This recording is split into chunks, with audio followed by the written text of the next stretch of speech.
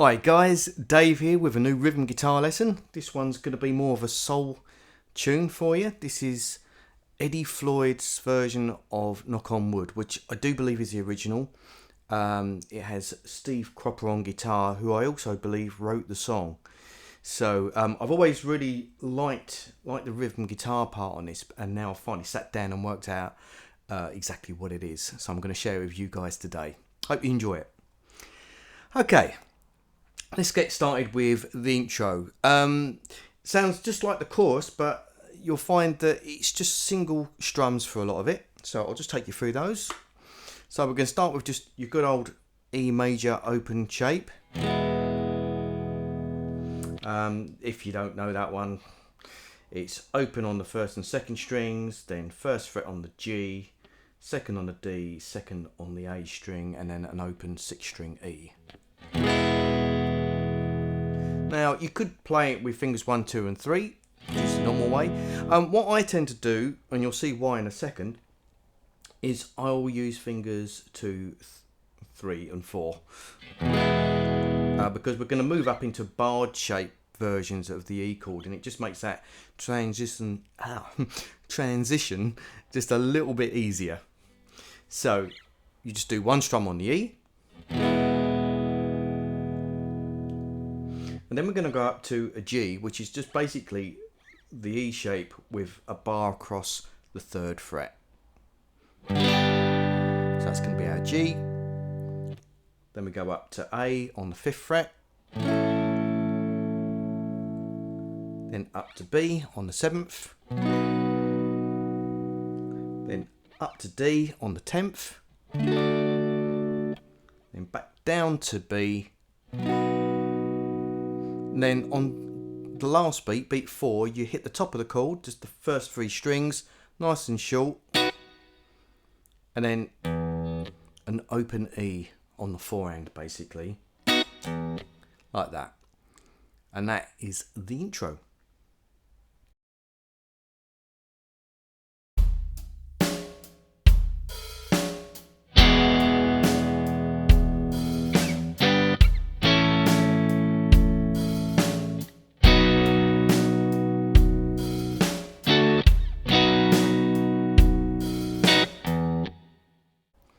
Right, the verse groove.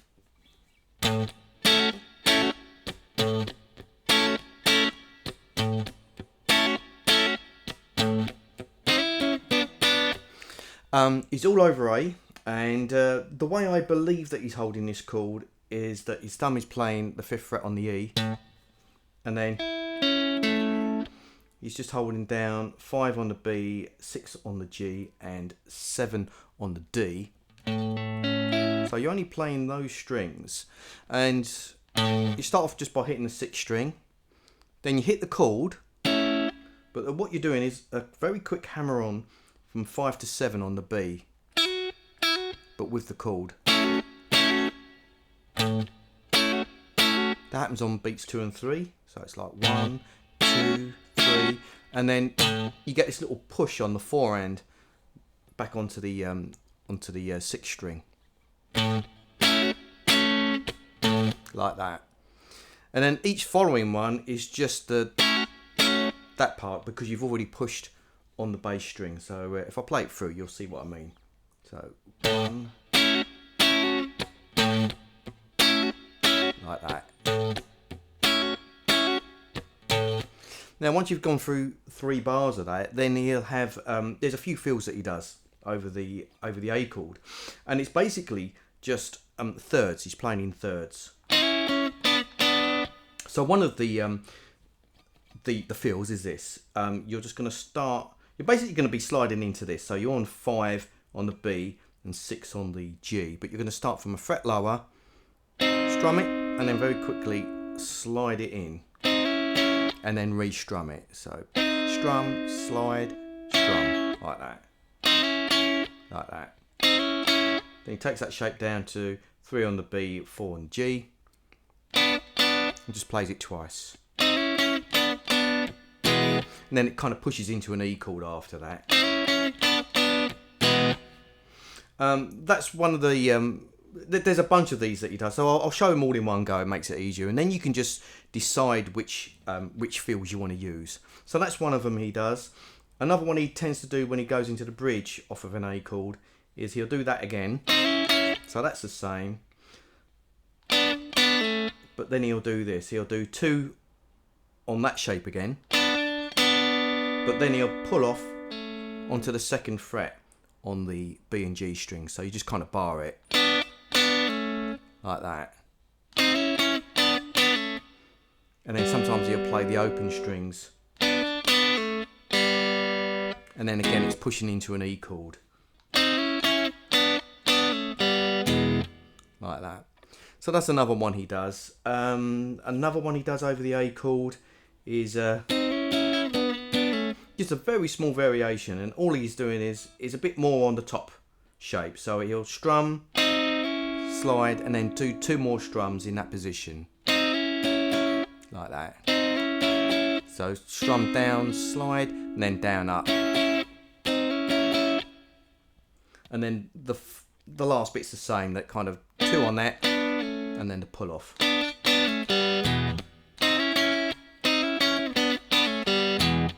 Like that. So that's another one that he does quite often when he's playing the A. And there's one he does in the 3rd verse where he just kind of comes back up. So he'll do that again. He'll do that move again. And then what he'll do is he'll slide back up into the 1st shape. Like that. So that's the other fill that he does over the A chords. Okay, so getting back to what the verse is, he'll play through that A section, then he'll play the E, and it started with the little push on the 1st chord, and then he'll do something similar to what he does on the A. He'll do an open E chord. And again, this time he's going to be hammering on the 2nd fret on the B string with his little finger.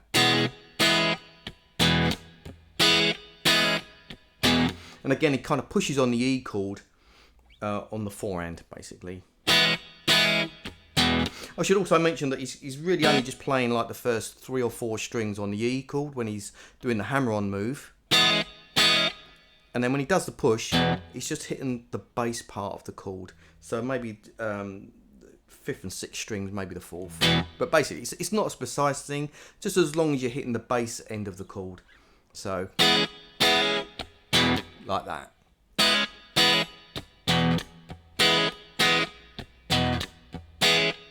So he gets 3 bars of that.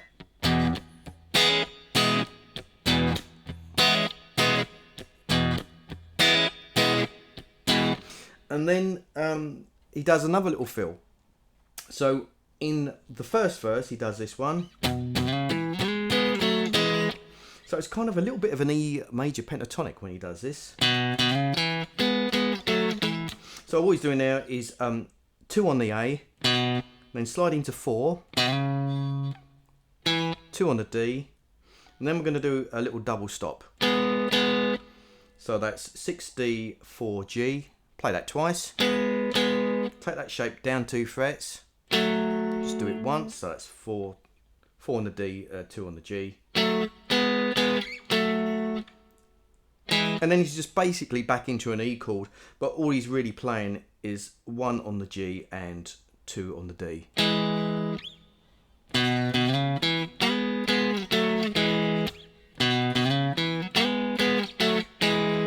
Like that.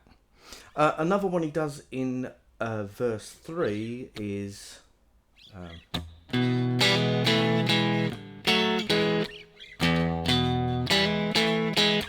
So for that he hits the bottom of the chord, and then he's again it's just really on the middle 2 strings, the G and the D. He hammers on the 1st fret on the G, so he goes from an open G to the 1st fret.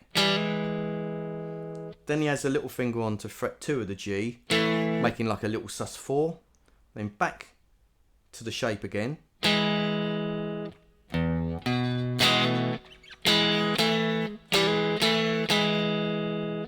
There's a little kind of half beat rest, and then he does this little double stop run. So that's 2G, 4D, and then back to 1G, 2D.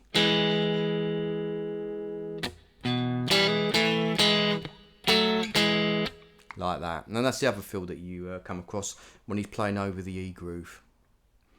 Okay, then for the rest of the verse, he goes back to the A groove again.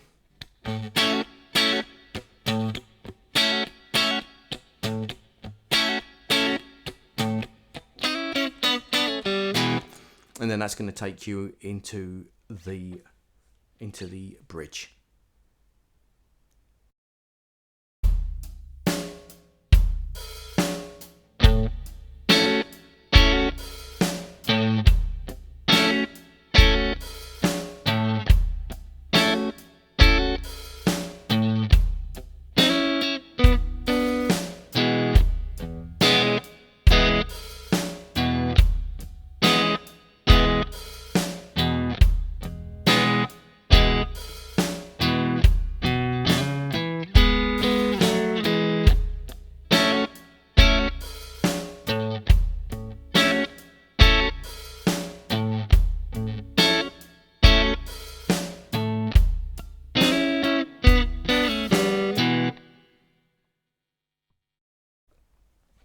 Okay, so the bridge groove is like this.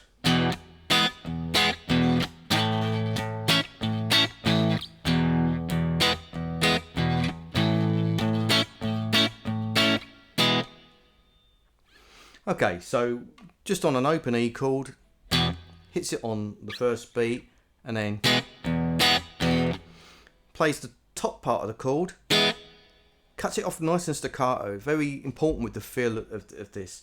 So you play it, and then what I do is I use the palm of my hand to cut it off. It's something you have to do if you're doing this sort of thing with open chords. You have to kind of involve your right hand a lot to kind of cut things off and make them staccato.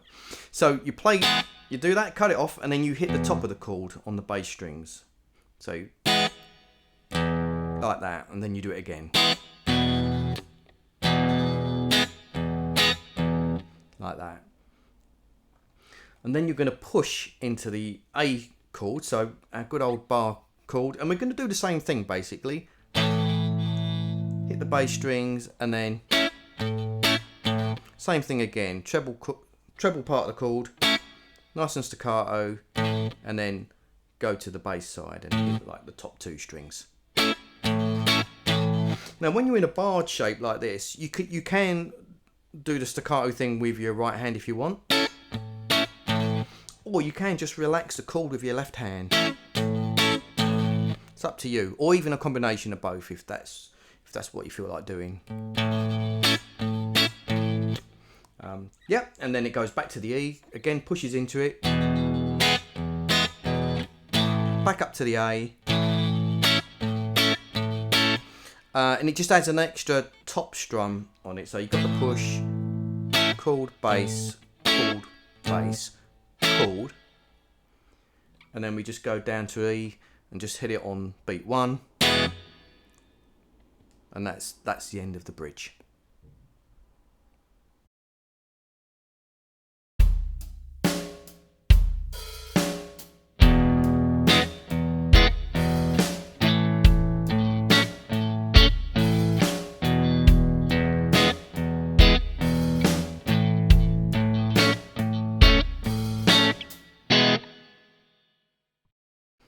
Okay, for the first chorus, it's going to be very much like the intro, but there's a lot of more strumming in between the chords. So you'll hit the chord, and then you'll just be playing eighth notes on the top 3 strings, basically, just kind of like. So you hit the full chord on the first beat, and then you just follow up just by strumming the top of the chord.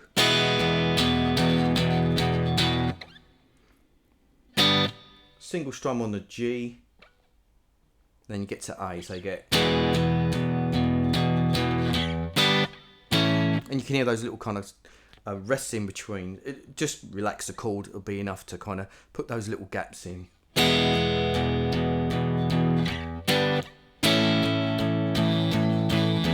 So with the A, again, you hit the full chord and then follow up with just playing on the top 3 strings. On the very last one, I hear he plays an open E, and I think it's just where he's taking his hand off the chord to get to the next one. So it kind of goes like that. Then he hits the B. Same thing, full chord for the first one, and then just follow up just by playing the bass strings.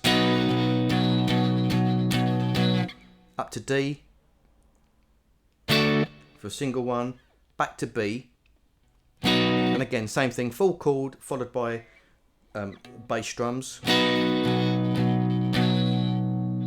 then on the very last one again he just hits an open E just to get ready to go back into the next verse. So slowly that'll go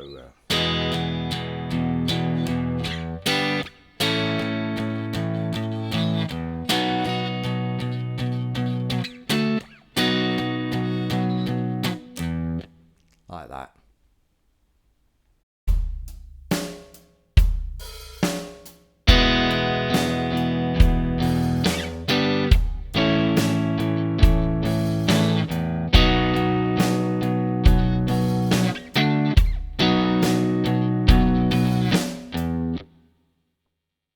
For the next 2 choruses, it's slightly different. He does the going up the chords is the same, but then when he gets up to the D, it's just single strums going back down the chords. So like that. So it's just going D, B, A, and G.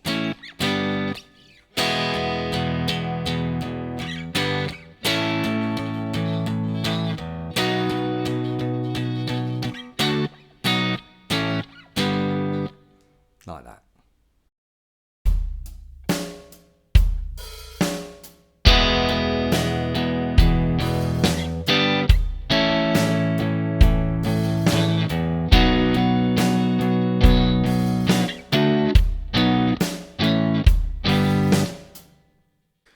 Okay, the instrumental section where you've got the brass playing a line.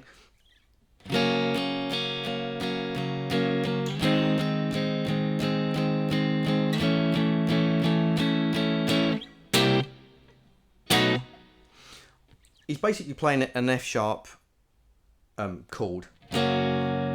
So you can think of it like like your bar D chord, but really he's only, when I listen to the record, he's only really playing the middle strings.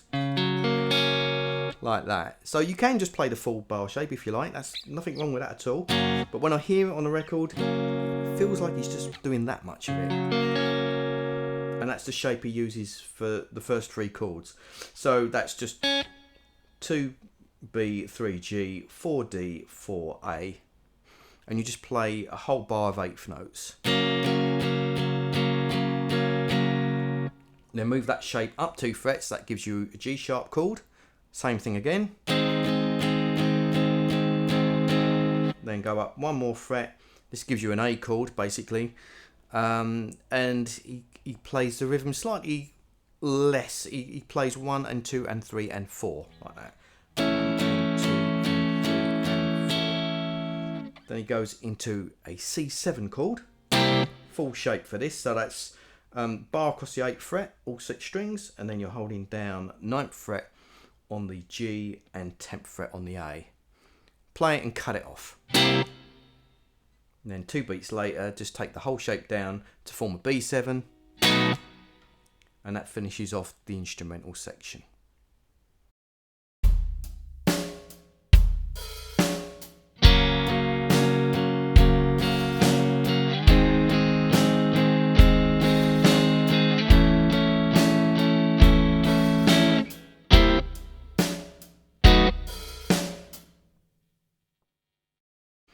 Okay, the only other part of this song is the outro, where it's just going 1 bar of E, 1 bar of A. There's little variations, but I'll give you the basic groove of what it is.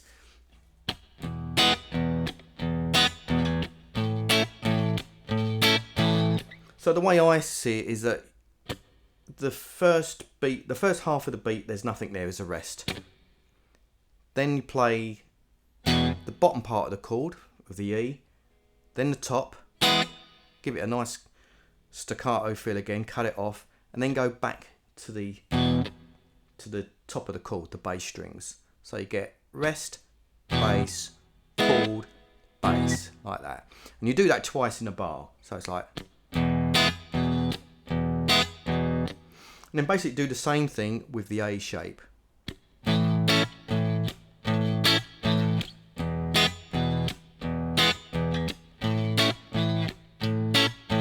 Like that. You can vary some of those chords. When I listen to the record, sometimes it sounds like he actually, when he plays the top half of the chord, sometimes I think it's just a scratch. He just relaxes the chord, and then you just only hear like the bass with a scratch in between, so you kind of get a.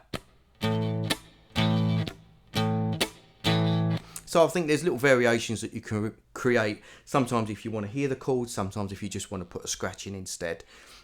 Gives you a nice like little variation as you're playing through it. So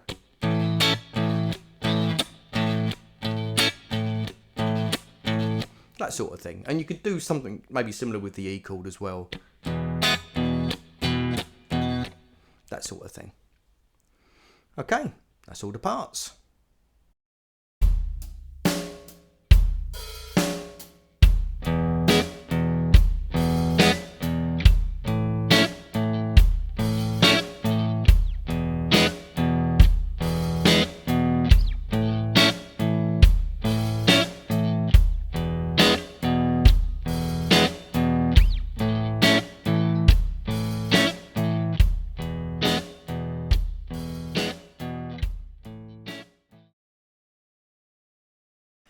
Okay, just to finish off the lesson, I thought I'd talk a little bit about my setup for this tune.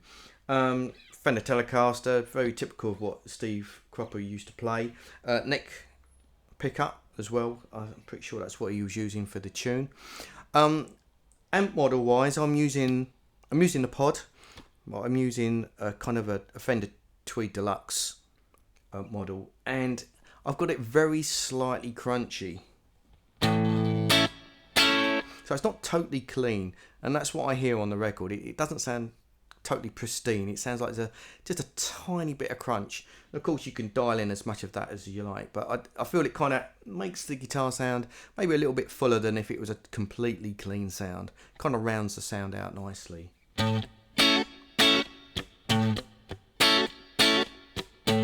sort of thing. I think it adds to it. That's it. So it's a very basic setup. There's a little bit of reverb I put on the recording, and that's basically it, really. I think the other thing to really get from this particular tune is that he's very tight rhythm playing, and also the fact that, like, he'll take a chord and he'll bounce between the bass strings and the rest of the chord and the treble side. There's a lot of that going on. That sort of thing happens a lot in this tune. So, it's a great thing to get into in your rhythm playing, to add like a little bit of variety to your chord playing. And the other thing is his use of double stops, for the fills. He does that a lot. So, it's worth kind of studying those and seeing what other things you can come up with as well. I always like to try and do that whenever I learn something that I think is pretty cool. I'll try and get a bit more mileage out of it. So yeah, feel free to experiment with different shapes up the neck and see what works over like the A chord and the E chord, for example. And again, these are little fills that you can throw into all sorts of tunes if you wanted to. Okay, well, that's basically it for the lesson. I'd just like to remind you, if you'd like to support me, then you can head over to my Patreon page and become a patron. That way you help me support me with my videos. Also, you get all sorts of extra goodies like the tabs to my lessons and backing tracks as well. So go over there and check it out if you're getting a lot for my lessons.